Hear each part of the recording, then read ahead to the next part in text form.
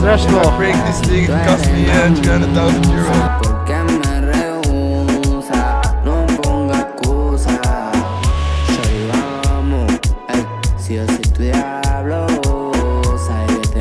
Some people see a car, we just see a trophy.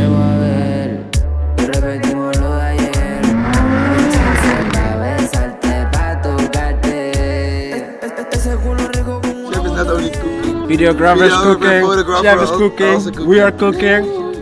Everyone's cooking, G. Alright guys, my business partner and my brother here, Ola, we finally meet again since a while. I think it was in Dubai, December, before Christmas. We lived together in Dubai a couple months in Q4. But now we're in sunny Portugal. We have the gym, we have the breakfast, the chef is cooking some great breakfast. I think we got eggs with avocado. So it was all the dream. We have some beautiful pieces over there which we show later. We have the home gym, which is of course great, but also insanely efficient. You save at least, I don't know, like maybe 10 hours a week. And we have great things on the planning for upcoming week. This weekend we go to Monaco, after to Cannes, then to Saint-Tropez, then to Barcelona, and then after even to Marbella. European summer is on fire. Yeah. Honestly, we have our first jet on Saturday because we need to level up a little bit in the lifestyle. Basically, again, I just gave the example, buying back your time, right? Because we also with a photo and videographer, if you're traveling in economy, go to Lisbon first, then to Monaco, you spend like 8-9 hours. Or you buy back convenience with a jet and you are just there in like the finger snap. So very excited for what's coming on. I think the past 5 months, we are 5 months in, no 6 months already, half a year, 2025. We have made a lot of progress, to be very honest. We maintained revenue and scale, which is great, but we improved a lot in the fundamentals of the company, especially in the organization, team structures, but also the overall performance of the team. They can work more independent, I would say, because we hired the right people, which was highly necessary, to be honest, because Ola and I had an organization of 90 people, but we realized that we only had juniors in the team. We didn't have a single senior. That is like a huge improvement we made, especially because we hired a HR manager. So we have a consistent pipeline right now of new people that are coming in towards our business. So we have like a person, HR manager from Latin America, who screens and does the calls in the beginning to screen the person if it's a fit, if this person has the right energy, integrity, etc. And then afterwards we have an automation made in Slack where she will drop the CV, the overall view about the call itself, and then we can decide to jump on another call. And this way we create a consistent pipeline of new people that could potentially be in our business, and we just request, okay, we need, for example, a new strategist, new head of phone or email support, etc., and we can just set that to her and see what she searches for us. So we are on attack mode every day. Every day attack mode, 7 days a week grinding for the business, but eventually it gives the most pleasure, right? Because I think that the beautiness of life is just by knowing that you're achieving your maximum potential and maximizing everything you have in yourself and trying to improve every day to become a better version. Also, not only in business, of course, but also in your personal life, how you treat your close ones. I think that's very important, and obviously health. Health is very important. Try to eat as healthy as possible, unprocessed foods. So that's why I have a chef. I eat the whole day on the barbecue. Steak, chicken, fish, basically nothing else. So life is beautiful. I'm very excited to share a lot about the journey with you guys, because I think we have a lot of things to share, because I feel that we have made the biggest progress in a 6-month time frame in basically in the past 6 months. So we have a lot of relevant things to share to scale your brand globally and scale it aggressive, what everyone wants eventually, right, as a brand founder. Like, I'm a very functional guy, to be honest, because I'm eating every day the same. So when my chef arrived, we give a little bit of free playground. I got a lot of pasta and rice and crazy poke bowls, and I gained like 7 kilograms in just 2 months. So then I said, I'm going to make my own schedule, because otherwise it will be 100 and we have to go to Monaco in the summer. So now I lost like 7 kilograms over the past 2 months, because I just brought in a proper schedule with only basically like carnivore, eating as much animal-based products, and try to minimize carbs and processed foods. It has been an incredible journey so far. I've been able to secure this beautiful piece about a month ago.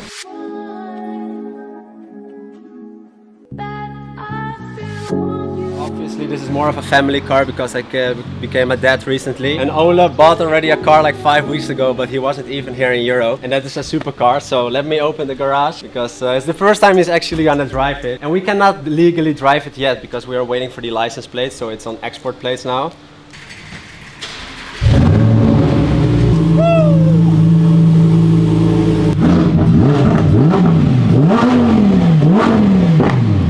Some people see a car, we just see a trophy. It's the reward of the hard work.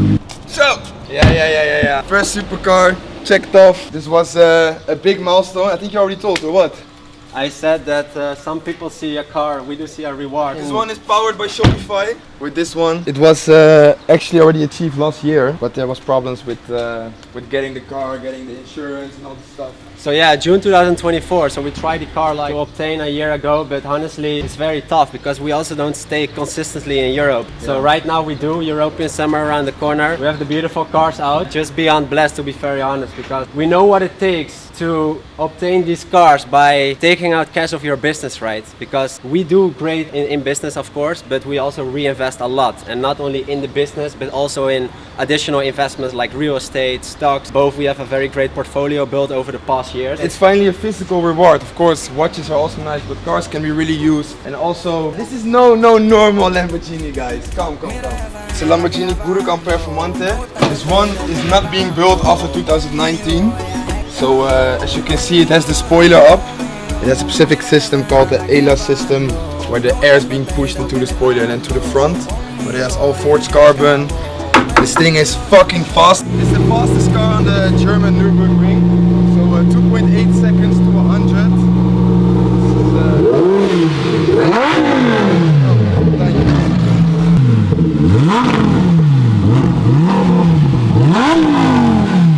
Fucking hell. This is even normal exhaust. There's no Akrapovic or no VTEC and stuff. No, this is just normal exhaust. Just a beautiful sound to wake up the house. My girl, my baby, they love it. But also, you have to imagine we are already six years plus in e-commerce.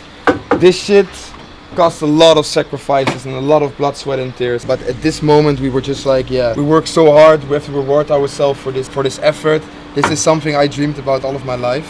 And it's possible if you just put your head down and work towards it. We sent over to each other, well, it was a Urus and a Lamborghini Hurucan in 2021, and eventually this is the goal, and we achieved it. Sigue la sensación del bloque, yo quiero con ella hasta que la micro choque. Tú tranquila, la cuenta bajan a tope, pide lo que quiera, que es lo que quiero. We're gonna do training right now. We're gonna do full body. So this is the gym, guys. The gym Jay built at his house. Ella se compone a darle muerte todo.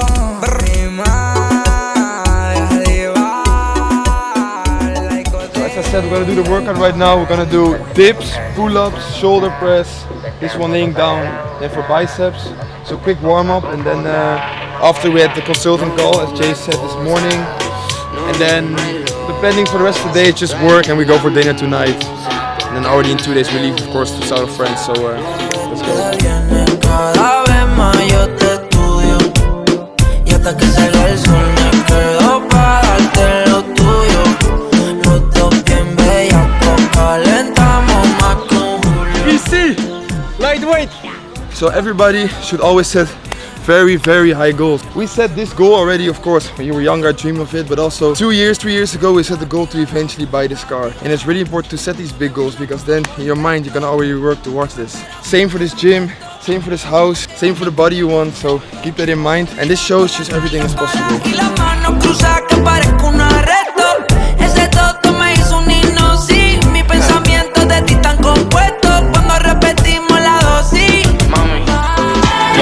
Sending a picture to my mom that I just arrived here in Portugal.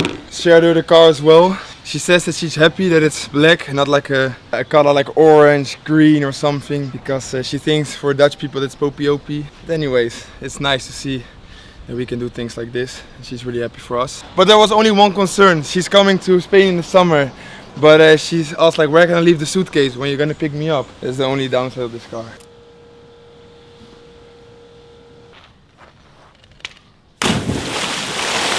I could have been football player, but I broke my leg. No football player, but I have football player house. Just did a gym session, this guy is still training. I think we're gonna eat in like 5 or 10 minutes. It requires a lot of energy and effort to build something like this. How you can sacrifice a lot of things in your current life for the things that you want. So bro, if I ask, how do you think we build eventually towards this? And what is like required to get a life like this? Because you can get used to it pretty easy. Well, before we became millionaire, we reinvested basically every single penny back in our business. We wore Sarah, fully Sarah, till a year ago, honestly, because we didn't spend on stupid things like designer clothing. We just flew economy till like 2 years ago. Like everything changed when we became millionaire, because at a certain point you need to level up lifestyle as well, just for your mind. Like people dream to have this, but what do they really need to do in your opinion? Well, change your environment. That is the number one thing, I believe. And environment is not only location, right? Not only location, just the people you surround yourself with. I think one of the most important factors, especially when you want to grow and elevate in life, you need to surround yourself with people who want to win, people who makes you better and you compete with them in a healthy way. Understand how they market their product, because they are not selling the product, they are selling the outcome, they are selling the emotion.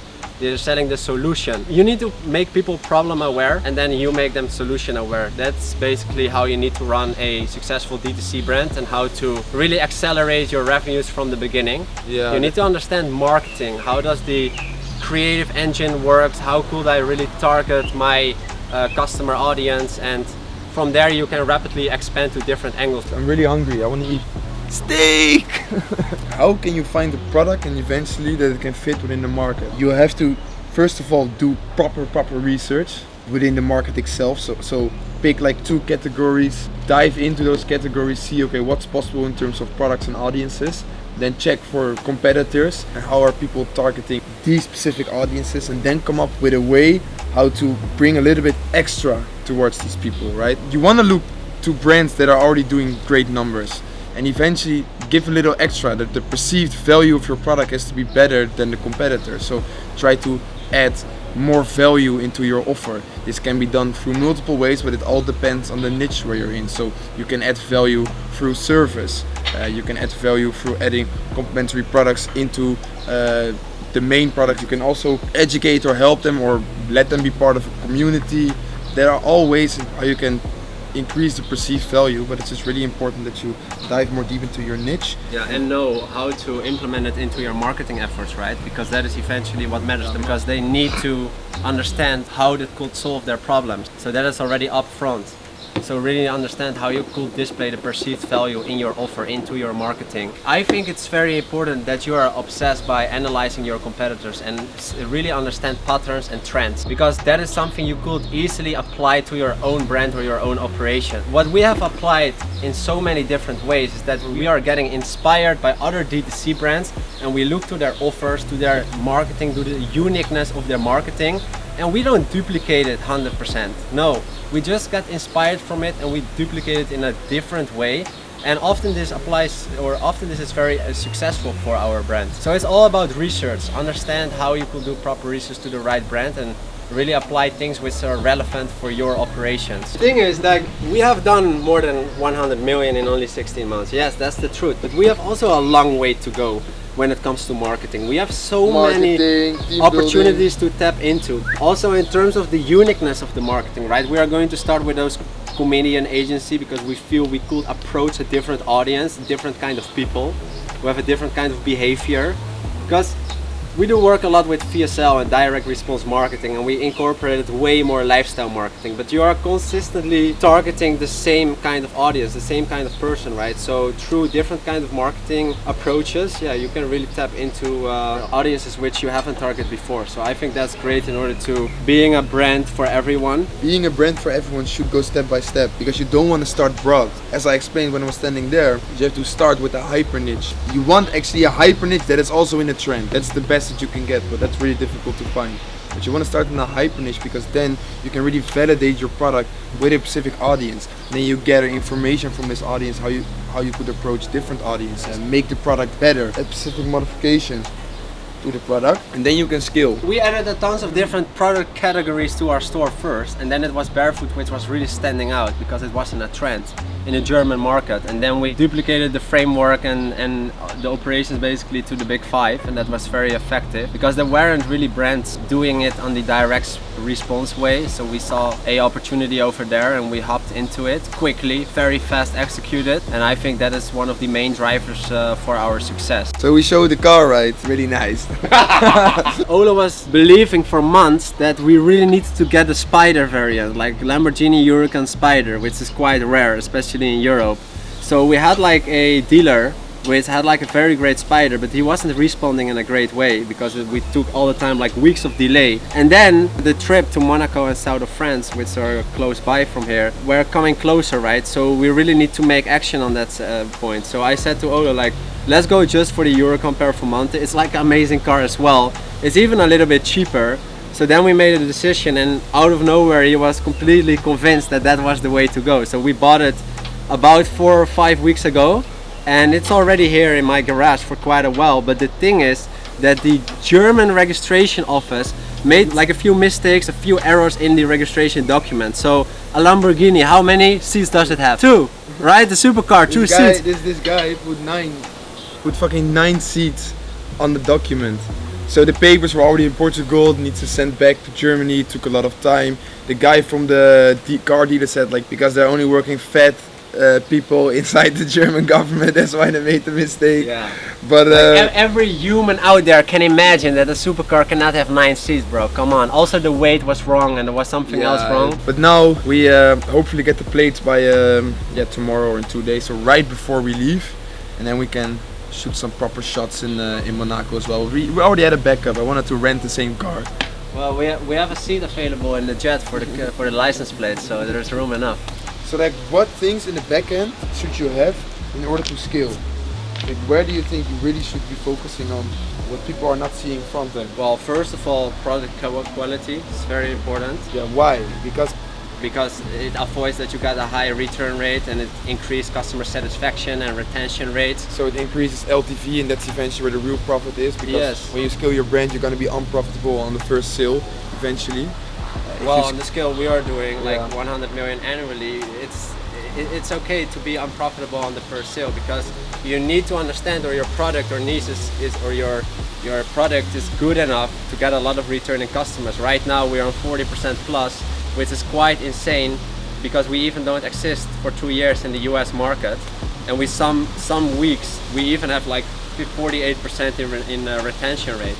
So that means that if we have 4,000 customers in a single day, that 1,900 plus customers are returning customers who bought already earlier at our store.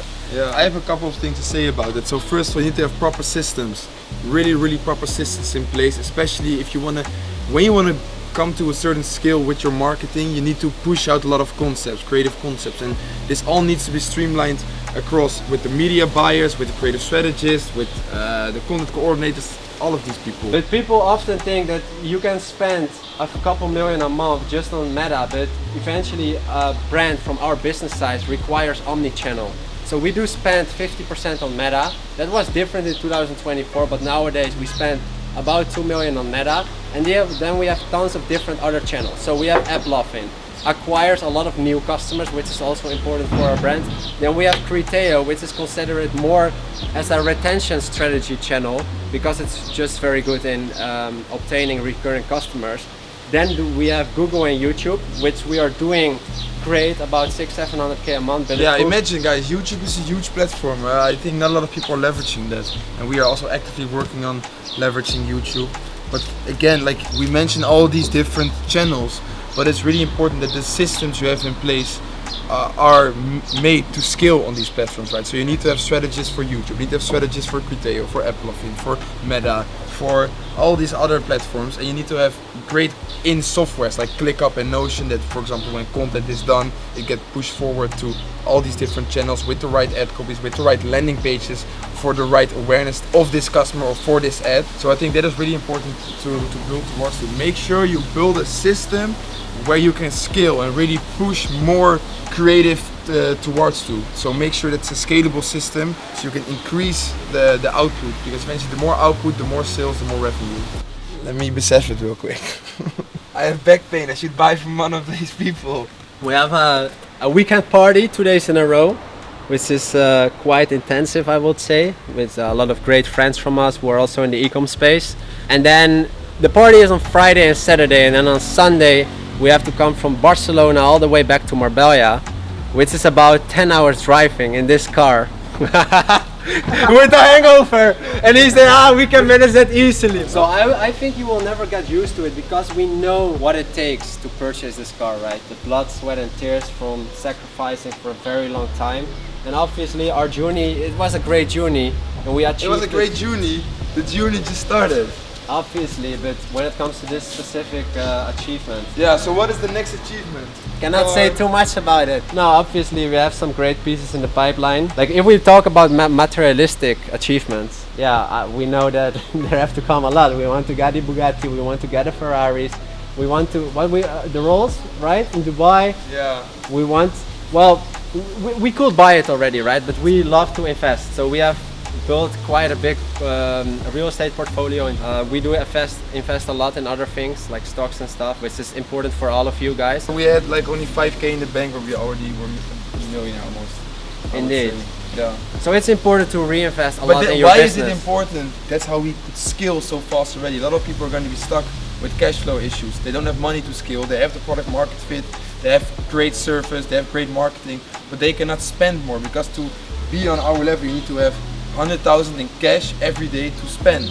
Well, that's a lot of money, and if you don't, Bro, you need at least 1.5 million. yeah, I mean, you need even more, because you also get payments in 7 days or later. So The money you're generating today will be payable in about a week or so, depending a little bit on the payment gateway you are using. But when it comes to PayPal, a rolling reserve of a couple of weeks is not unimaginable. If we look back to our journey, we bootstrapped our entire company, right? We did everything from our own pockets, and we don't have any third-party investors. And that is very valuable, because I own 50% of the company and Ola owns 50% of the company. Like when it comes to equity deals and certain key positions, like a CEO or a COO wants to have like equity, it feels very uncomfortable, because you're giving a little bit away of your little baby where you work so hard for. That is not something we are looking for at this stage, but eventually, if you want to go global, if you want to go retail, if you want to open physical stores, you really need to work with investors. How do you have like capital for a couple 8 figures behind your brand which you bootstrap? That is almost not possible. So at a certain point you really need to work with investors, but it's not the right time yet, but the time will come. As you are starting out, you want to do everything yourself, preferably. If you really don't have the cash flow for it, you can work with parties like Wayflyer or Uncapped. You can borrow like 100 to 300k against like a 6 or 7% interest rate on 6 or 9 or 12 months term, which is pretty good, right? Because you can scale your brand, especially when you have momentum, and then later you can pay it back easily, because the e-com profits are significantly high. I see. Life is really expensive if you want to live like a baller. But also it comes with a lot of problems. More money, more problems is real. Challenges, I would say. More money, more challenges. And you need to have resistance for it, right? Stress tolerance. I don't think about that a lot, but people say like I have pretty good stress tolerance. But because we're going from a dropshipping background, so that makes sense. Well, in that way, it was very good that we did dropshipping, bro, because you have so many ups and downs. You have more downsides than upsides, I will say. people say to me like, where should I start? The beginning is the most important part, I think, in any business. But for me as well, like if people say like, how do we start? Yeah, you have to just start. Try things, explore, and just test. Like see what's possible in any business or any niche. And be on attack mode. Yeah, be on attack mode. That's our But we are still on attack mode, that's our bro. new term. Like we're not gonna leave anything behind. I didn't even want to leave Dubai this week because I was just so dialed in and working. But of course, we had very great planning, and I was also excited to see Jay and everything that we're gonna do in the upcoming weeks. But I'm also happy to already go back in lock-in mode end of August and just grind August, September, October, November, and then go home and celebrate Christmas. But yeah. I just love the grind and love the progress. That is you have to fall in love with it. So I think enough we spoke about. We're gonna eat, and tonight we're gonna press the gas pedal of this one a little bit. Then we're gonna eat dinner, and then tomorrow we're gonna film our first podcast as well. So that's also gonna be great. Tell more about how did we met, Challenges, the wins, the lifestyle. What are we gonna do? 5k run, 5 kilometers. 5 kilometer run on the beach here. Beautiful environment. And then oysters.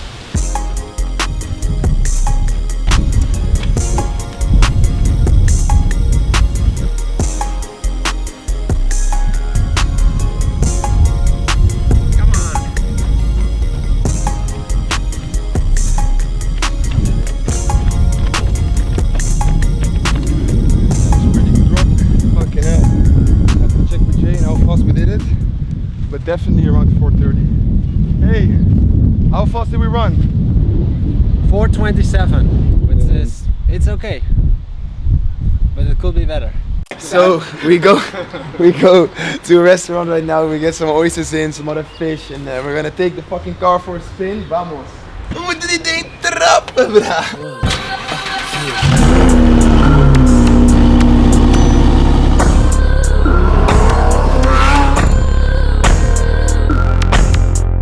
First day in the Lambo.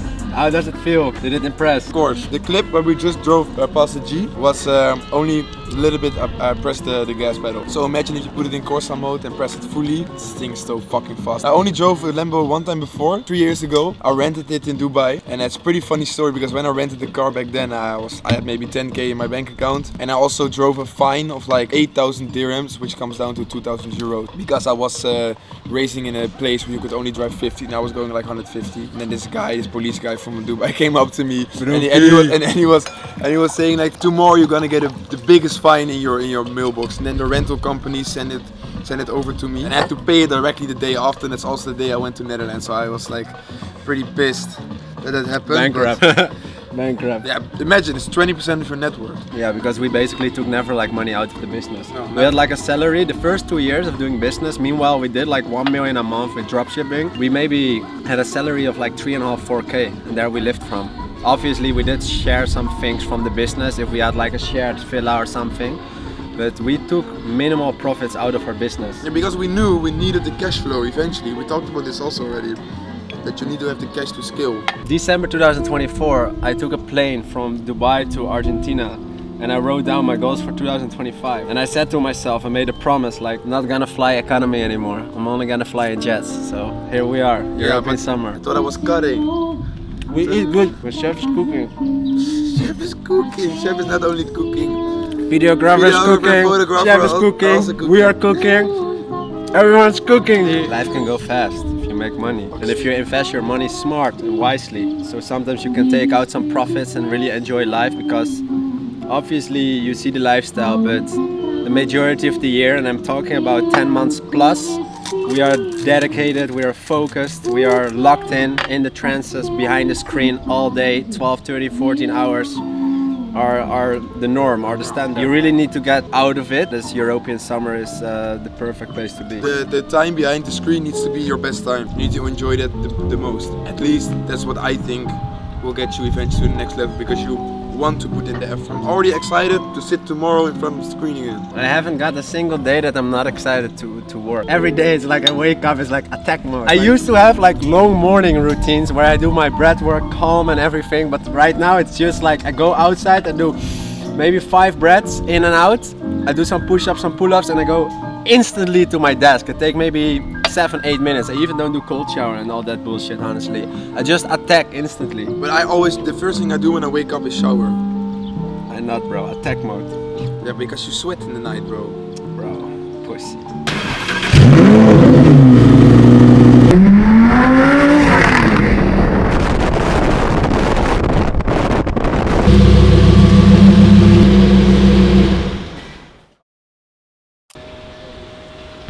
We're gonna go now to put the cars on the truck, because they're gonna head out to Monaco. So we take both of these cars and we're just gonna fly ourselves, because otherwise it's gonna cost too much time. So let's go.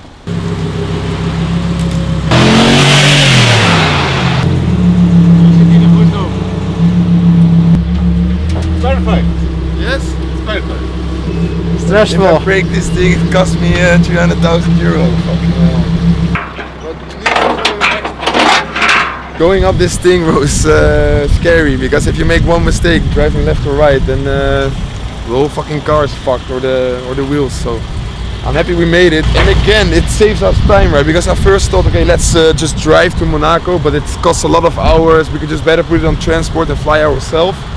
So that's what we did. And well, Monaco, game over. Ja, is goed.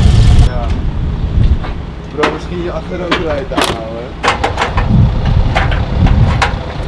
Thank you, man. Thank you. Ciao. So, ship the cars out to Monaco. It's gonna be a crazy week. Monaco for the weekend, Cannes for the week after, and then we finished the trip in Barcelona with a huge party over there. Some great friends of ours. So it's gonna be an insane trip. We have everything arranged. Restaurants are booked. Parties? No. Yeah, one party Wednesday, it's Saint-Tropez, but we have to lock in because there's a lot of work that needs to be done still. I'm on attack mode every day. Attack mode, that's the new term. So, what do we have on the menu? But right now we have the Murph. We're supposed to do it yesterday, but yesterday was quite hectic. So what is the Murph? It's like a 1 mile run, which comes down to 1.6 kilometers. I think in about 8 or 9 minutes you can easily do that. Then we come back, then we do 20 rounds of 5 pull-ups, 10 push-ups and 15 squats. Just back to back, 20 rounds in total, and then you close it with another 1.6 kilometers, and then you just need to do it in the best time as possible. It's from the elite or from the militaires, they are doing this, but even with like 10 kgs on their back. We do it without because we don't have.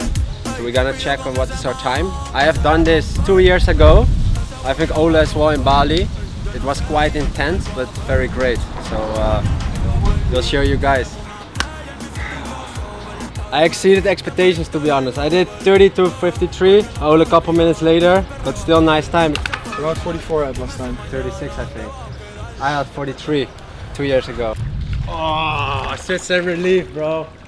Oh. On Google, it says in general the average Murph time is 63 to 80 minutes. Yeah, we're not average. It's considered like a holiday trip, but you see what we're doing. We're putting in the work, we're grinding all day, back-to-back calls, running a business, providing some value, doing challenges, go to the gym twice a day, even runs. Eventually I don't need a vacation. I hate vacation, to be honest. I want to be all year round consistent and doing the same thing every day, living in freedom. I remember George at like 60, because actually we do this because George challenged me like a couple weeks ago. But running for me is not tough, to be honest, because I do consistently since I live here 2 runs a week, like 5 or 10 kilometers. So I just feel that the first 1.6 I wasn't tired at all, you know, because I really built like resistance for running. But to be honest, I remember from last 2 years ago, because I did it alone. You think you have time, so then after 2-3 rounds all the time you drink some, you know, and you step away from momentum. Now I see Ole is not drinking, then I think, okay, I'm also not gonna drink. Also I think condition is pretty good because I have personal training kickboxing. We have also a coach, which is a former CEO from a very big company, so we learned a lot from him,